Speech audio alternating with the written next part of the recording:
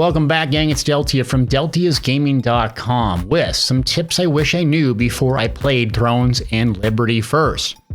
So, I've been playing on the Korean and open and closed beta for a long time, and the game is a bit complex because it's an MMORPG, and as you can imagine, there's a lot of stuff going on. So I'm going to walk you through what to know to save you countless amount of time, pain, and energy so you can jump in this game and have fun.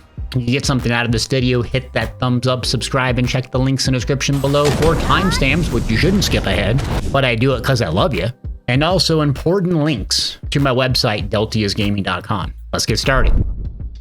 Most importantly is picking the right weapon. So picking the right weapon in Thrones and Liberty will influence your leveling experience, your performance at endgame, and also this is not your traditional class system. So weapons determine your skill, passive, and defensive. And it's not something you pick in character creation per se. You can swap weapons at any time. You're going to receive one weapon that you can put in your main hand and another weapon you can put in your offhand.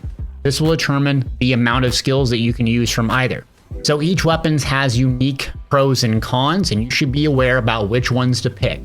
I have a separate video that goes into depth on these weapons individually, but here's a brief rundown.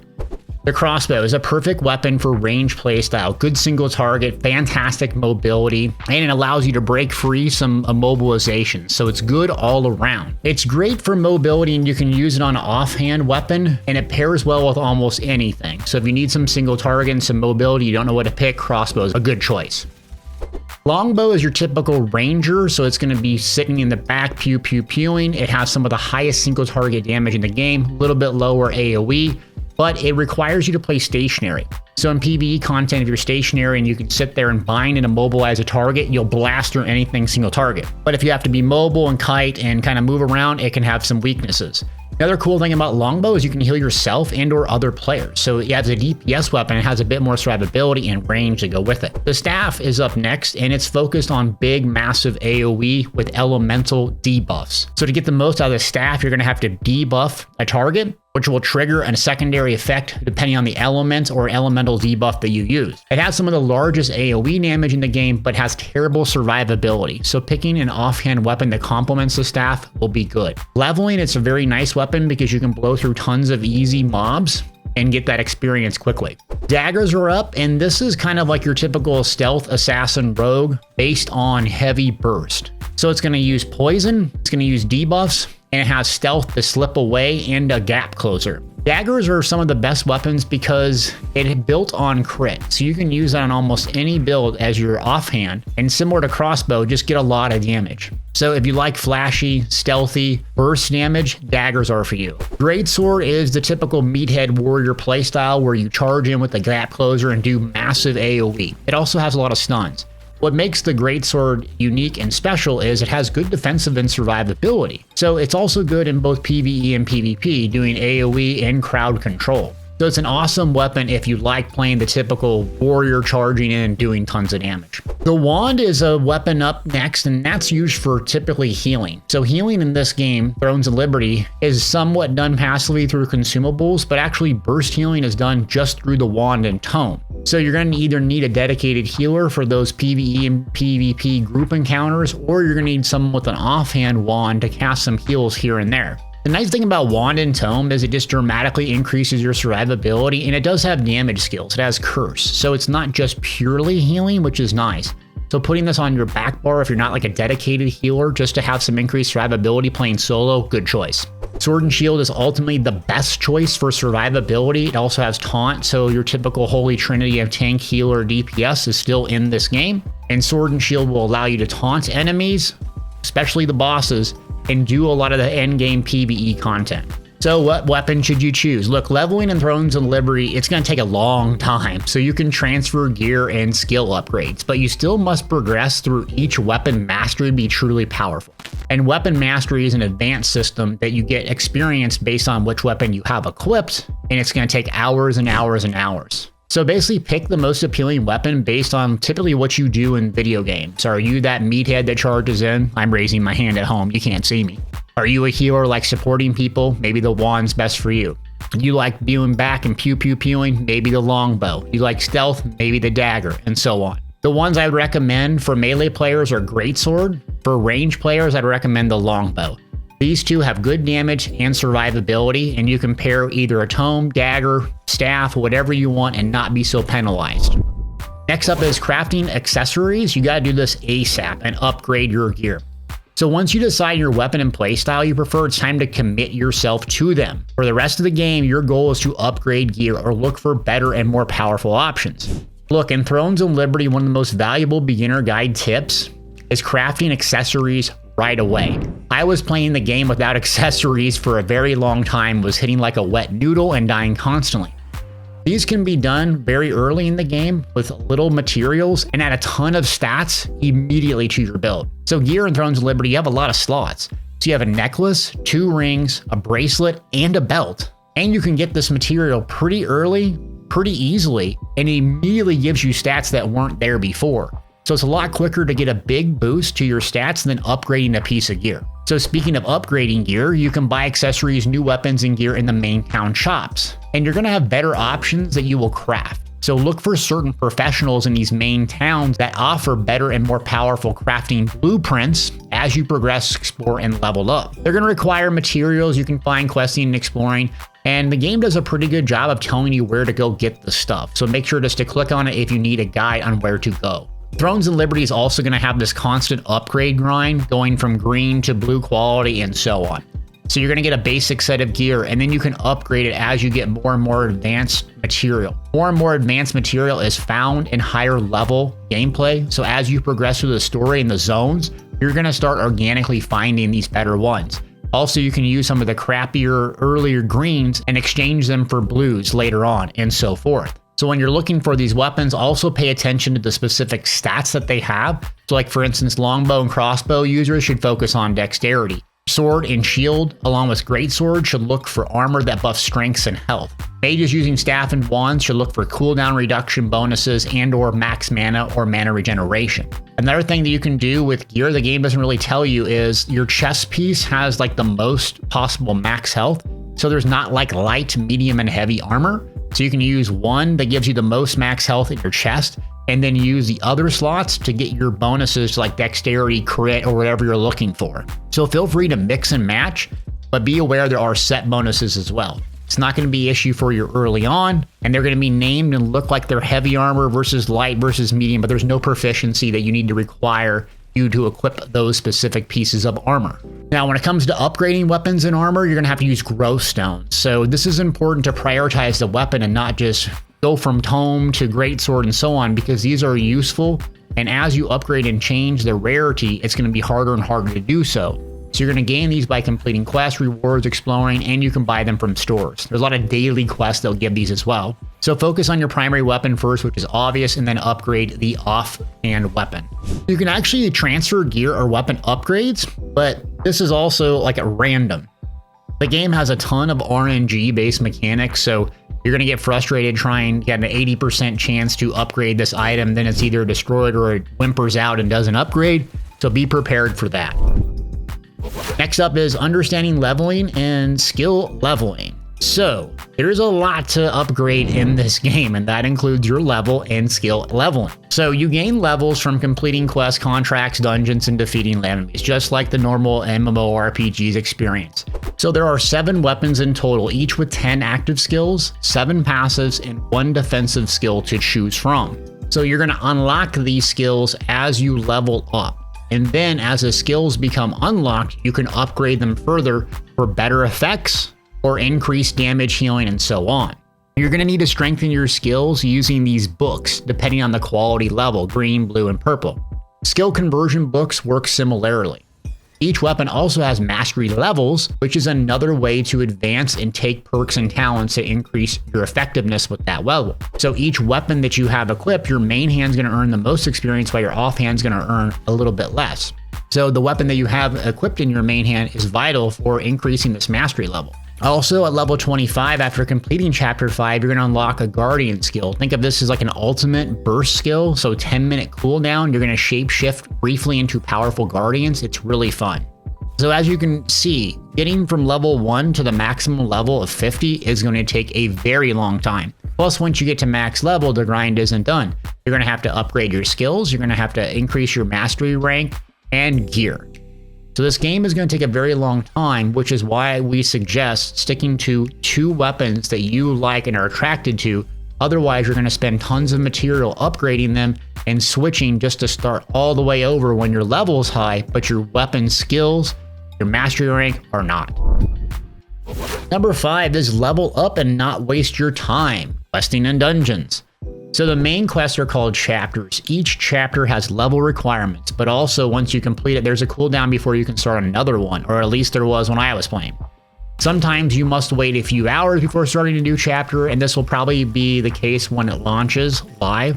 So even if you're the correct level, you may have to wait a little bit until that next chapter unlocks. This could change though on the launch of the full game on the western side of the hemisphere. So ensure you complete chapters in your adventure log daily because they give the biggest chunk of experience, and also chapters provide side quests and tons of fantastic rewards. Your codex is really well thought out and very explanatory on where you need to go, what you need to do, and what possible rewards are available. So if you're locked on chapters or content specifically daily, there's tons of other things to do. You have minor side quests and missions. You have dungeons, which are instance-based with other players, contracts, and you can kill bosses in the open world to gain levels and experience. And you can just play to have fun, but who does that, right? So this is the priority you should focus on, the main story in the adventure log. Progress that until you can't get any further. Then do your contract manager. So this is like a bounty board that will give you 4x quests in the zones. Do those in each zone and move on to the next zone. World events are pretty good. They offer about 15 minutes of gameplay loop, and they offer good rewards and experience. The dungeon board is located in the main city Starlight Observatory ruins. Co-op dungeons, these start around a level 20 and offer great gear but low experience. So they're designed for group players of up to 6 players. You can queue for it though. So it's nice if the gear's holding you back and you just want to experience some instance-based content. And then don't forget to look in your leveling log for specific bosses for great gear and experience. They may be around, they might be on cooldown, but it's worth checking if you're around in the zone. In summary, if you don't know what to do, go to your codex and look for exploration. When I was playing the game, I was getting overwhelmed because there's 1,000 pop-ups and things to do and going on. But that will give you a clear guide of what to do next, what to prioritize, and what rewards to go after. There's also fast travel in this game as well, so it's going to shorten your travel time getting to those objectives quicker. And there's going to be special stone waypoints that you can find in the game's world. They'll give you a short introduction to the region and what is happening in the area. It reminds me of Zelda. Uncovering the map, revealing quests and boss and points of interest. So make sure to unlock them, get that fast travel waypoint, and zip around the region. Up next is 6, Morph and Movements. Thrones of Liberty is a game that provides players with a unique gameplay mechanic known as Morphs.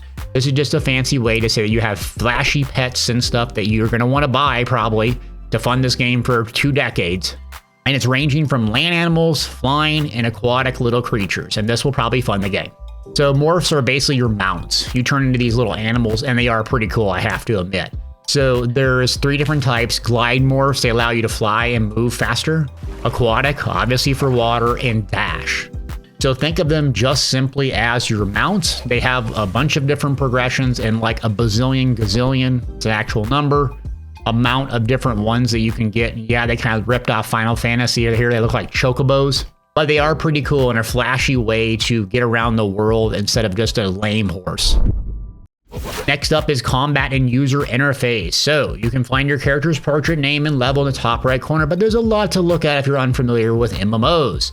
Especially depending on your build, this will be vital to understand where your eyeball should be looking. You can edit the actual UI and change the interface around, but where the enemy's bar is really important for buffs and debuffs. So enemies marked an orange health bar named become hostile and attack as soon as you approach them. So in contrast, enemies with yellow names and health bars shouldn't be provoked. Also, your cooldowns and or rotations are important to understand mechanics. So global cooldown essentially means there's a 1 second delay before you can use an ability. If the ability has a channel or some other cast time, that means it's going to be a 1 second animation after the channel or cast time. You have what's called auto attack. So you have light and heavy attack. Auto attack simply means you're just going to go pew, pew, pew, pew, a little bit of damage, but keep your damage on time up. So what this means is essentially a 1 second animation, with defensive skills being around a 2 second animation, and guardian skills a little bit longer. So what you're doing is looking at your bottom skill bar and you're paying attention to the global cooldowns.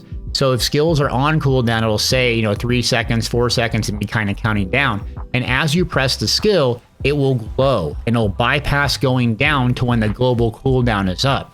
So how you basically look and play the game is use an ability and then your eyes are scanning which ability is up next. Simply, if you don't know what to do, put your abilities in order left to right on priority. So what's your big damage nuke? What's your heal? Put it in the back, and so on. So that way you're scanning, you can go, oh, 1 is on a 10-second cooldown. So was 2 up yet? Nope, and not. And then right about 75% of the cooldown being done, you start spamming that button that you want to click next. That way it fires off immediately once the other cooldown is done.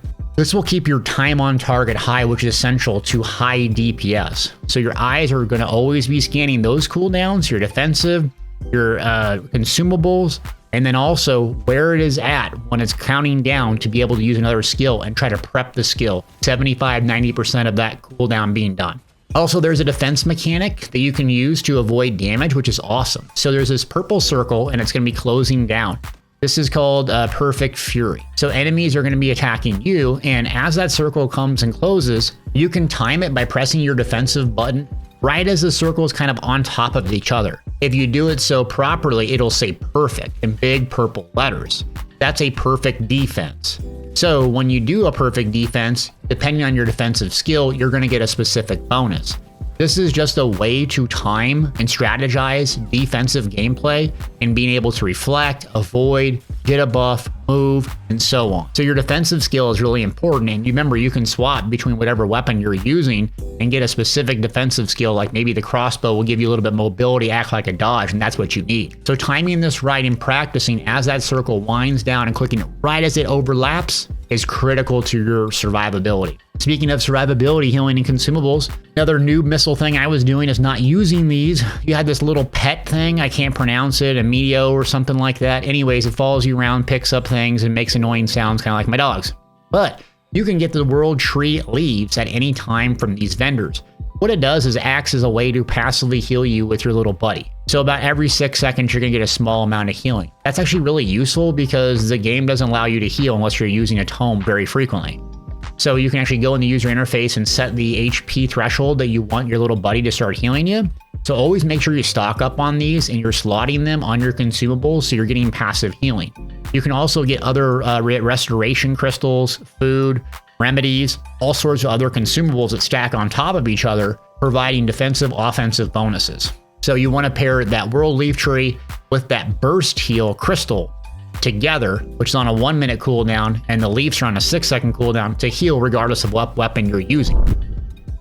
Up next is number 8, Resurrection, Bonfire, and Backpack. So another tip is before starting these bonfires, they're marked on the map and can be found in dungeons before more challenging fights or end bosses, and they're just kind of around the zone. So you sit by the fire and you can restore your health and mana. It will regenerate in a few seconds. It will be complete. So this is really valuable when you're exploring or you're super off in the distance and you don't want to return anywhere. You don't want to spend your resources traveling back to a waypoint. Another helpful tip here is if you ever run out of inventory space, look at a small plus sign in your inventory slots. You can increase the number of items you carry or store in your bank for in-game gold currency. This is helpful if you just need 10 slots and you have an extra gold laying around, though it will get progressively more expensive. Also, if you ever die while exploring, you will respawn at waypoints. However, this means you will lose all your current level of progress. So to restore it, you need to go to one of the major cities and go to the Restoration Priestess. She will offer you the ability to restore to your current level for free 3 times a day, or at least when I played, or for some gold. So make sure you restore that before setting out if you noob missile and die. Next up is how to get lithographs, skill books, materials, and growth stones. So these are all tied to progression, whether it's skills or gear. You can earn most materials when doing quests or completing chapters. You're going to receive tons of growth stones and crafting materials. So for crafting, you need special scrolls called lithographs. You can get them from contract managers. This NPC will offer a few contracts you can complete for materials. These quests are usually easy to do, requiring a specific number of spiders or birds or whatever. The bigger challenges, the better the rewards you will receive. It's a decent way to level up early on. So you can earn weapons, crafting materials, books, or even grow stones by completing dungeons and co-op dungeons. Remember, these dungeons aren't going to be fantastic for experience, but they offer you really good lithographs, and the rewards are typically random, so you might have to run it 3, 4, or 5 times to get that specific lithograph you want. I wouldn't get hung up on these dungeons at low level, but it's a way to do them, experience the content, and get more familiar with it. You also can, controversially, when I played, upgrade crafting material through the cash shop. So I don't know how that's going to go when the game launches, because they've got a lot of feedback on that. Speaking of which, let's talk about our last topic, microtransactions. What I'm about to say here is based off of early access gameplay and Korean gameplay. This could change on launch because the game did get pushed back. But Thrones of Liberty does have microtransactions, offers items or upgrades that are considered pay to win in game. Yes, they save you time, but you can buy directly these upgrades. The cash shop in the game offers various skins, morphs, bundles of material. And you also find premium leveling rewards with leveling boost and a battle pass. Who doesn't love a battle pass, am I right? Once purchased, the battle pass will give you 1 free reward and 1 paid reward daily. Some bundles of these things you get include grow stones, crafting materials, skill, training improvements, and so on and so forth. So I don't know what this is going to happen when it launches, but from the feedback that everyone gave them, it was way too much pay to win. Specifically, there was an auction house where players could basically sell in-game items for real-life cash to other players. I gave feedback on that personally that I didn't really care for that. I don't know where you stand. I'm not going to be some moral high ground person when it comes to microtransactions. I'm all about saving time personally if I have the extra cash. But when you can straight up buy items, that's kind of a turn on. So just expect that to be in this game. I don't know if they're going to back off of it, and I hope they do because I love Thrones of Liberty and hope the game blossoms and continues to grow and shine. Anyways, these are my 10 helpful tips. Like, subscribe if you got something out of this. Check Deltiasgaming.com for all of the best builds, and we'll see you next time. Thanks for watching.